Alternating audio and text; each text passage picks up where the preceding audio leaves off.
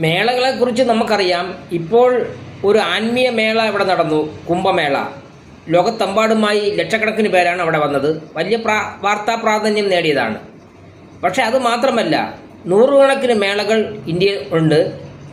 India തന്നെ മേളകളുടെ ഒരു തലസ്ഥാനമാണ് ലോകത്ത് തന്നെ. അതിൽ അത്യപൂർവമായ ഒട്ടനവധി മേളകളുമുണ്ട്.